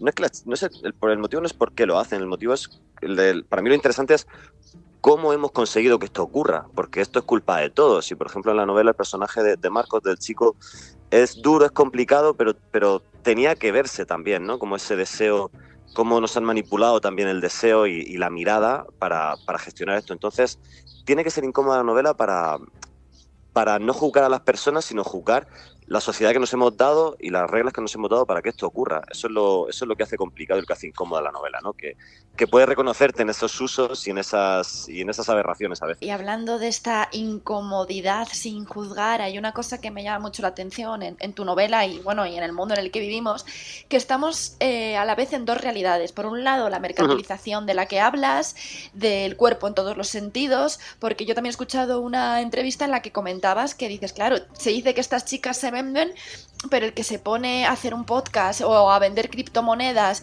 o a ser un hombre o una mujer anuncio, también se está vendiendo. Entonces, por un lado está esta mercantilización con lo más obvio en el sexo, pero por otro lado estamos volviendo a un mundo cada vez más conservador sobre las relaciones humanas, sobre lo que debe o no debe hacer un hombre y sobre todo una mujer. Por ejemplo, el tema del body count, el tema de que las relaciones que son cada vez más conservadoras. ¿Cuál es tu visión de estos dos mundos que colisionan? Pues fíjate, ¿sabes qué pasa? Tengo una sensación de que son el mismo mundo, es decir, de que son las dos caras de la misma moneda. Por un lado, estamos prohibiendo decir palabrotas en Instagram y hay que poner un 4 en vez de una A para decir ciertas palabras. Estamos prohibiendo los pezones de las chicas, pero por otro lado estamos dejando que cualquier contenido sexual y de venta sexual sea explícito, la gente pueda tener sus enlaces a sus páginas de este tipo de contenidos y el sexo esté totalmente metido en el mundo de Internet. Por otro lado, también tenemos que entender que este mundo en el que estamos, decía Boris Groys, el filósofo ruso, que nos hemos convertido en nuestras propias obras. Y esas obras se venden en Internet y se venden de manera digital. Y donde estamos viviendo es ahí.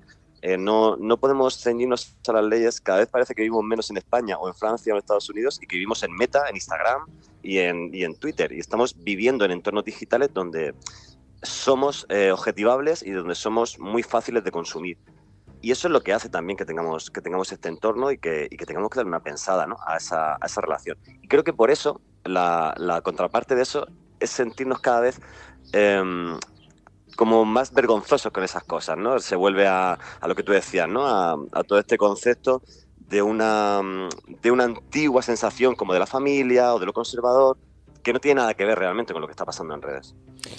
Estamos conversando con Aarón Sáez, ha publicado este libro Solo para fans, en verso y cuento. Y te quiero preguntar también por el título, Solo para fans, porque ¿qué revela? Porque hay algo de admiración obsesiva sobre los ídolos, también habla de los seguidores, pero ¿qué es lo que perseguías con el título? Sí, pues mira, la realidad es que la primera idea durante muchísimo tiempo fue que se llamara Triana, que es el nombre de la personaje principal, que fuera Triana en OnlyFans, pero por cuestiones legales parece que no era muy recomendable poner nombres de una marca en la portada de un libro. Así que la traducción que hicimos, que es la más sencilla, que es Solo para fans, nos parecía que tenía algo interesante.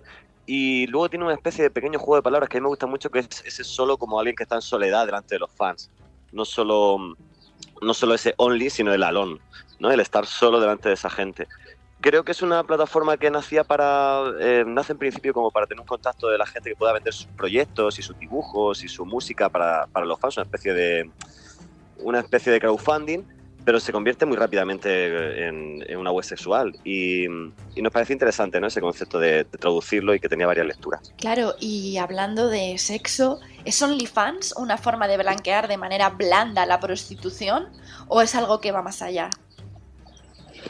Para mí sí, pero creo que hay una reflexión todavía más grande, que es cómo los avances tecnológicos y cómo las cosas que van ocurriendo siempre caen del mismo lado de la mesa. Es decir, ahora que tenemos la posibilidad que nos venden con el ultraliberalismo y ultracapitalismo y sé tu propio empresario, sé emprendedor, sé tu propia empresa, vende tus cosas, los hombres somos criptobros, somos empresarios, somos millonarios, pero en cambio las chicas lo que hacen es vender su cuerpo para ganar dinero. Y creo que seguimos estando como en la antigua Grecia o como en muchos otros momentos de la historia. Cada avance nos dice que podemos avanzar, pero casualmente nosotros somos cada vez más ricos y ellas siguen vendiendo su cuerpo. Entonces, creo que esa es la gran reflexión al final. Es decir, ¿cómo puede ser que cada nuevo giro tecnológico, cada nuevo avance increíble de la sociedad nos lleva al mismo sitio? Y hablando un poco de Triana, que te quiero preguntar si es un guiño a Sevilla o tiene otra explicación detrás, ¿qué consejos le darías o qué conversación tendrías con ella si fuera una persona real? Wow, mira, yo tengo conocidas y tengo algunas amigas más y menos cercanas que han pasado por OnlyFans, que han estado, algunas que están, y yo no me atrevería a darle un consejo a nadie. No me atrevería a decirles nada. Creo que lo importante, y también por lo que he hecho esta novela, es reflexionar sobre cosas que a mí me parecía que tenían mucho trasfondo y que tenían mucha conversación. De hecho, creo que las novelas hay que escribirlas para que ocurran estas cosas, para que se pueda hablar y podamos seguir debatiendo. Y no sabría, sinceramente no sabría qué decirle. Creo que por eso he escrito el libro, porque no sabría qué decirle. Y Triana es un nombre que me gusta, me parecía bonito, me parecía poderoso. Nos provocaba una cierta curiosidad si te abrirías un OnlyFans, si después de todo esto... Si has perdido el prejuicio tanto como para eso. No me lo abriría OnlyFans, no. Creo que bastante...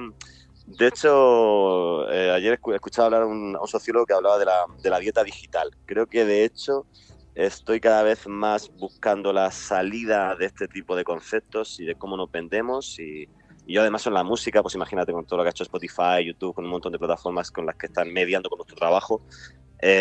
Yo cada vez intento estar un poco más, tener una visión más lejana de esto y utilizar lo que me interesa como me interesa. Bueno, esto es lo que propone Solo para Fans Aaron Sáez en este libro, y aquí podemos reflexionar nos puede servir para reflexionar sobre la identidad, sobre cómo está cambiando la manera de relacionarnos a través de las redes sociales. Aaron Sáez, gracias en nombre de los oyentes de La Cafetera. Un placer gigante, muchísimas gracias de verdad por el espacio. Un abrazo, Aaron. Abrazo, gracias.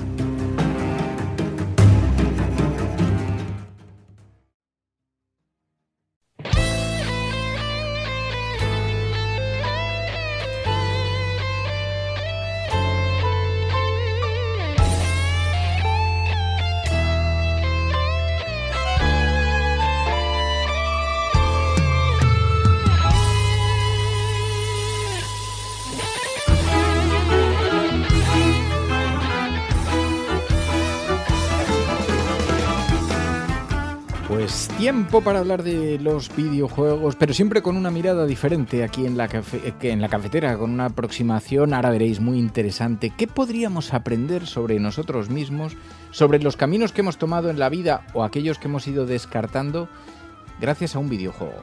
¿Qué podríamos aprender en The Alters, un juego de supervivencia, de gestión, muy narrativo, que está siendo muy elogiado, sobre los diferentes caminos que seguimos en la vida? Zares, Patricia, muy buenos días. Buenos días Fer, buenos días cafeteros. Bueno, creo que te está encantando este videojuego, ¿no? Buah, sí, no me esperaba esto.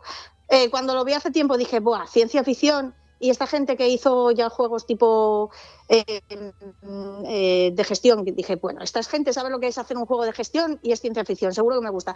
Me he encontrado un juego con el que no me esperaba encontrarme, porque de repente me he encontrado con una idea que no solo me engancha, sino que me invita a... O sea, estoy enganchada, no, estoy...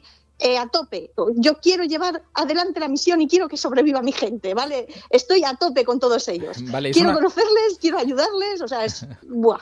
Es una cosa un poco cyberpunk o interestelar, ¿no? La atmósfera es así un poco futurista, distópica.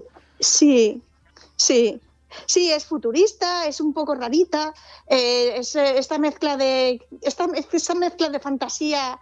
No es fantasía, es ciencia ficción, pero tiene un toque raro, como por ejemplo el toque raro que puede tener alguien que tiene cosas raritas, o Interstellar, que tiene cosas raritas. Es ciencia ficción, pero que tiene algo extraño, ¿vale? Ya hemos hablado de juegos que tienen este toque, por ejemplo Death Stranding, que tiene ese toque que es ciencia ficción. Ahí, en este caso es posapocalíptico en vez de espacial, que es este caso. El juego de The Alters es ciencia ficción espacial, pero tiene un punto raro, ¿vale? Es que es súper atmosférico, es muy, muy atmosférico. Vale, te voy a preguntar algunas cosas del juego porque tenemos que intentar hacer esa reflexión. ¿Qué nos puede regalar? La sinopsis creo que encarnas a Jan Dolsky, un minero espacial que se estrella en un planeta hostil y tiene que crear copias alternativas de sí mismo, los alters.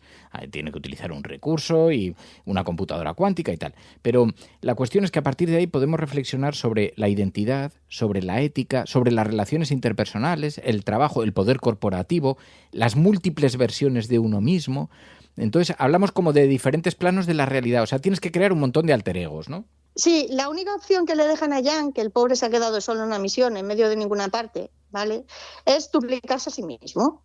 Pero duplicarse a sí mismo, obviamente, no se sirve duplicar a sí mismo con sus propios recuerdos, sino con la computadora cuántica que tiene, es capaz de recrear como una inteligencia artificial. ¿Qué otros caminos podría haber tomado en decisiones claves de su vida? Con esos clones que tienen esos recuerdos, ¿vale?, con esos yos que no han sido, él tiene que salir adelante, tiene que sobrevivir, ellos todos en conjunto tienen que sobrevivir, pero también tienen que convivir entre ellos. Están aislados en un sitio súper hostil, tienen que desarrollar tecnología que no conocen, tienen que decidir si quieren confiar en la misma corporación que les ha dejado abandonados en medio de ninguna parte y que no saben si están interesados realmente en ellos, que son un secreto, o en el material súper mega importante que están extrayendo, ¿vale? Que es el que hace todo esto posible, que es el Rapidium, que es un material que acelera las cosas, ¿vale? Tienen que crecer entre ellos, tienen que crecer como personas, tienen que ayudarse, tienen que convivir y tienen que crecer entre personas. Jan, que es el que no es el líder, pero es como, a fin de cuentas, es la persona original de todos estos Jans, ¿vale? El Jan Dolsky, que es el que inicia la historia, él va aprendiendo de cada una de estas versiones, de cada una de sus yos que no ha sido, va aprendiendo lecciones de vida que no aprendió en su momento. Por ejemplo, hubo un Jan que en vez de huir de su casa, que era una casa con problemas domésticos, decidió al cabo del tiempo quedarse y enfrentarse a su padre, ¿vale? Con lo cual, este Jan tiene una postura más asertiva ante la vida, pero como ha tenido una serie de vivencias, pues es más desconfiado. Entonces, nuestro Jan ayuda a este otro Jan a confiar en los demás, pero nuestro Jan a su vez aprende a ser más asertivo ante las cosas, ¿vale? Hay otro Jan que aprendió no muy lejos en cuanto a decisiones vitales, no muy lejos del Jan que nosotros manejamos, que aprendió a sacrificar cosas por los demás, ¿vale? Este Jan le enseña a nuestro Jan a confiar en los demás y al mismo tiempo nuestro Jan le enseña a desprenderse de las cosas. O sea que retratas como diferentes perfiles de sí mismo, o sea, retrata diferentes perfiles de sí mismo, pero creados en esos alter egos. Algunos alter egos trabajan para ti, ¿no? Que ahí se plantea un dilema ético. ¿Estaría bien la cuestión ética crear seres conscientes solo para que trabajen para ti, por ejemplo, ¿no?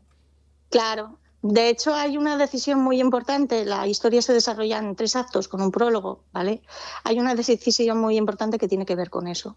Porque también, obviamente, es un tema moral. Son versiones de uno mismo, pero legalmente no son clones tampoco. No son ¿qué haces? Son personas realmente. Son tú. Entonces, ¿hasta qué punto tú tienes derecho a decidir sobre ellos lo que pueden hacer y no hacer? Y hay una decisión muy importante porque obviamente la corporación quiere hacer una serie de cosas que ellos no quieren hacer y en determinado momento una situación les lleva a tomar decisiones muy difíciles y obviamente ahí va a haber una serie de Jans que estén de acuerdo en hacer una cosa y otra serie de Jans que estén de acuerdo en hacer otra cosa. Claro. Depende de las vivencias que han tenido. O sea que podemos aprender, si pudiéramos tener varias versiones de uno mismo, que es lo que ocurre, pero hay una cosa que se pueden revelar, ¿no? Uh-huh. Sí, sí. Y tu autoridad de pronto deja de ser legítima. Claro. Estas personas con las que tienes que convivir tienen sus propios gustos, tienen sus propias cosas que les molestan, las cosas que les preocupan. Tienes que aprender a gestionarlo, igual que cuando convives con una persona. Y en determinado momento se pueden cabrear y claro, ellos son tan válidos como tú. Se pueden rebelar ante lo que tú estás decidiendo porque de repente, pues como eres el original, pues has estado tomando decisiones y ellos mismos hasta cierto punto han confiado en ti, pero puede que te retiren esa confianza y se pueden rebelar perfectamente. Claro. O sea, que hay que aprender a gestionarlo también. Luego es una pregunta que también yo me planteaba viendo un poquito cuáles son las críticas del juego y lo que está hablando la gente. ¿Qué versión de uno mismo preferiría encontrarse? ¿El que decidió estudiar en lugar de trabajar? ¿El que se quedó en casa? Porque, claro, el juego lo que hace es mirar no solamente quién eres, sino quién podrías haber sido, ¿no? Juega con eso, con las alternativas y también con los puntos muy críticos a lo largo de la vida de una persona, en los que tienes que tomar una decisión importante que lo va a marcar todo. Hay, por ejemplo, hay uno de los Jans, que decide, uno de los que te puede sacar primero, que decide que en vez de estudiarse, en vez de dejar de estudiar y ponerse a trabajar porque quiere ganar dinero, se decide quedar en la universidad y hacer un doctorado, ¿vale? Ese Jan es totalmente diferente a nuestro Jan. ha tenido una trayectoria vital que además no te esperas, porque en cuanto a personalidad no te esperas eso, yo se lo comentaba a esta amiga, y claro, realmente a veces tu personaje puede reflexionar sobre ello y decir, pues realmente preferiría haber seguido los pasos de esta versión de mí. Otras veces, por ejemplo, cuando está hablando con este Jan que se enfrentó a su padre, también lo mismo. Hay momentos en los que tú Jan reflexiona de ojalá yo hubiera tenido el aguante y las agallas de haberme quedado en casa y haberle plantado cara a mi padre, ¿vale? Hay una serie de momentos en los que el juego te invita también a eso. Y hay veces que te quedas pensando, realmente, si tú quieres sacar el juego adelante, deberías de responder esta cosa, pero tú sabes que genuinamente tu personaje quiere responder la otra, ¿vale? Porque tú como jugador sabes, como ves toda la trayectoria final vital de cada personaje, la ves de principio a fin porque tiene una herramienta en la que puedes ver las ramificaciones y también un poco en las descripciones de esos eventos vitales que han opinado en cada momento. No sé, el juego está muy bien, o sea, no es solo gestionar, que obviamente este tipo de juegos de supervivencia gestionas recursos, pero yo me encontré con este elemento también de gestión de relaciones y de gestión de creación del personaje y de desarrollo del personaje que no me esperaba para nada, y me parece chulísima, me tiene muy enganchada. Y claro, yo escuchándolo me explota la cabeza, no sé si es muy complicado todo esto de jugar, de pronto les tienes que dar unas características. ¿Al personaje le das tú los rasgos de carácter o los rasgos de carácter te los va dando el videojuego? Viene ya por defecto, tú ahí no tienes que hacer nada, ¿vale? Los personajes ya vienen con sus tics y sus manías y sus gustos y todo, ya viene ya. Lo que tienes que hacer es eso, relacionarte con ellos. Y obviamente lo que tú decidas y las respuestas que les das van a tener una influencia, como en los juegos de rol, van a tener una influencia en las decisiones del resto de personajes. Gestionas un colectivo que tienen diferentes rasgos de tu propia personalidad, o sea, que lo que haces son alternativas, o sea, tienes personajes de ti mismo, calcos, pero cada uno tiene unos rasgos de personalidad y unas vivencias diferentes, ¿no? Claro, sí. Y son la misma persona al final, pero han tenido vidas diferentes, con lo cual... Y es muy complicada la dinámica, o sea, el juego o cuesta mucho aprender a jugar, porque contado así parece muy complejo. ¿Qué va? Es súper sencillo, es eso. Realmente es un juego de decisiones de narrativa, como los que has visto, como el Detroit Become Human, ¿vale?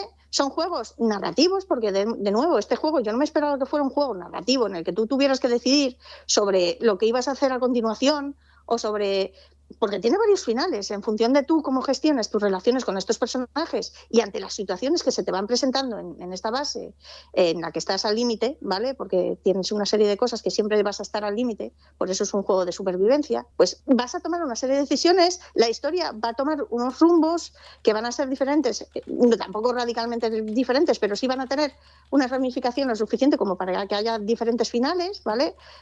Eso es súper sencillo, elijo esta opción o elijo esta. Y tú sabes las consecuencias que van a tener las diferentes elecciones. Lo mismo que también a veces simplemente habrá personajes que te pidan, por ejemplo, unas pesas para hacer ejercicio. Vale, pues tú puedes decidir dedicarle tiempo a fabricar esas pesas o no. Y se las puedes dar o no. Te vas a encontrar una serie de objetos tuyos que puedes darles a ellos, ¿vale? Regalos. Pero puedes no dárselos a ellos. En cuanto a jugar, es muy sencillo de jugar porque ni siquiera tiene combates, no tienes que combatir contra nadie. Hay algo que puedes decir enemigos, ¿vale? Que tampoco sería, pero es más gestionar los peligros que tienes en tu entorno realmente. Y aún así es súper fácil, ¿vale? O sea, es un juego muy fácil de jugar.